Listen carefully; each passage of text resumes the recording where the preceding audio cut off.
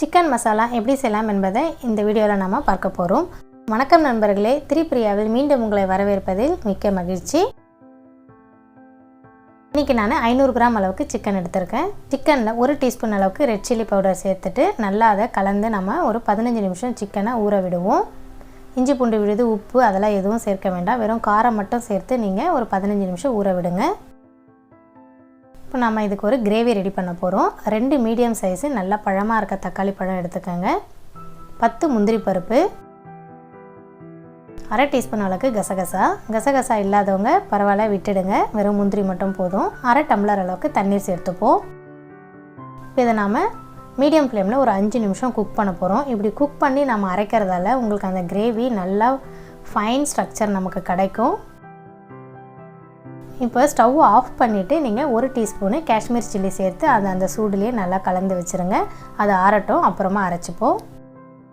இப்போ ஒரு பேன் எடுத்துகிட்டு 1/4 கப் அளவுக்கு எண்ணெய் சேர்த்துக்கோங்க. இப்போ நம்ம ஊற வச்சுருக்க சிக்கன் எல்லாத்தையும் சேர்த்துட்டு, என்கிட்ட பெரிய பேனாக இருக்கிறதால நான் எல்லா சிக்கனையும் நான் குக் பண்ணி எடுக்கிறேன். நீங்கள் சின்னதாக இருந்துச்சுன்னா கொஞ்சம் கொஞ்சமாக போட்டு குக் பண்ணுங்கள். ஒரு சைடு 3 நிமிஷமும் இன்னொரு சைடு திருப்பி போட்டு அதே போல் 3 நிமிஷம் குக் பண்ணுங்கள். இப்படி குக் பண்ணுறதால சிக்கன் ஒரு 70% நமக்கு குக் ஆகிடும். பேலன்ஸ் வந்து நம்ம அந்த கிரேவியில் குக் பண்ணும் போது சிக்கனோட டேஸ்ட்டு ரொம்ப நல்லாயிருக்கும்.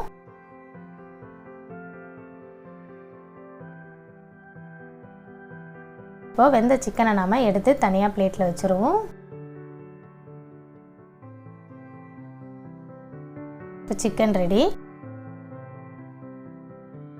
அதே எண்ணெயில் நம்ம 2 மீடியம் சைஸு வெங்காயம் சேர்த்துருக்கோம். இப்போ வெங்காயம் நல்லா நம்ம அந்த கோல்டன் ப்ரௌன் வர வரைக்கும் வதக்கணும். ஃபஸ்ட்டு ஒரு 1 நிமிஷம் வதக்குங்க.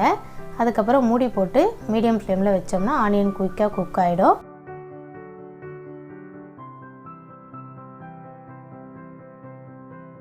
வெங்காயம் இப்போ நல்லா குக் ஆகிடுச்சு. ஒரு தடவை கலந்து விட்டுட்டு 1/2 டீஸ்பூன் அளவுக்கு இஞ்சி பூண்டு விழுது, அதை நான் கோபுரமாக எடுத்திருக்கேன். ஸோ அது 1/2 டீஸ்பூன் அளவுக்கு வரும். அதை நம்ம வெங்காயத்தோடு நல்லா கலந்து விடுவோம்.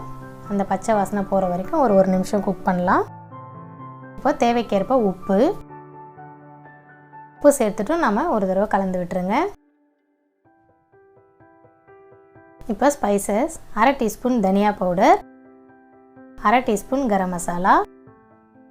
நம்ம சில்லி பவுடர் வந்து தக்காளிலையும் சேர்த்துட்டோம், சிக்கன்லேயும் சேர்த்துட்டோம். அதனால் நான் ஒன்லி தனியாவும் கரம் மசாலாவும் சேர்த்துருக்கேன். இன்னும் ஸ்பைசஸ் வேணுன்றவங்க அரை டீஸ்பூன் அளவுக்கு ரெட் சில்லி பவுடர் சேர்த்துக்கோங்க.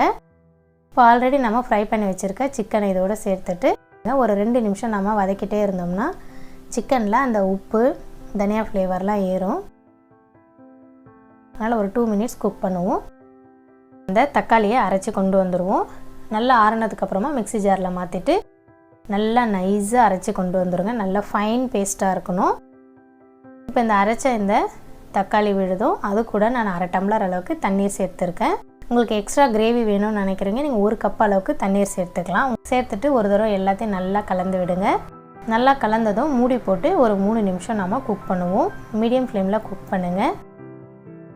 3 நிமிஷம் கழித்து எக்ஸ்ட்ரா ஃப்ளேவருக்காக அரை teaspoon butter, 1 teaspoon kasuri methi,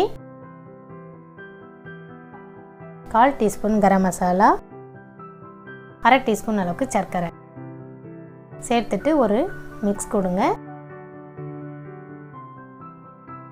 chicken gravy எல்லாம் நம்ம கலந்ததுக்கப்புறமா மூடி போட்டு ஃபுல் சிம்மில் ஒரு 2 நிமிஷம் குக் பண்ணுவோம்.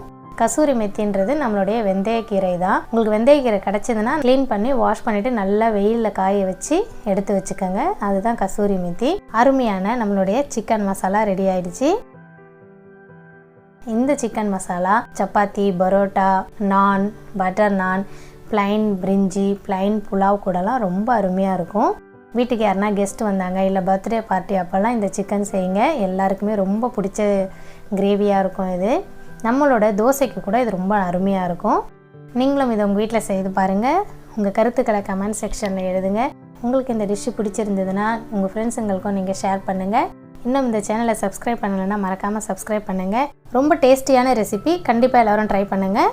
மீண்டும் ஒரு நல்ல ரெசிபியில் சந்திப்போம். நன்றி, வணக்கம்.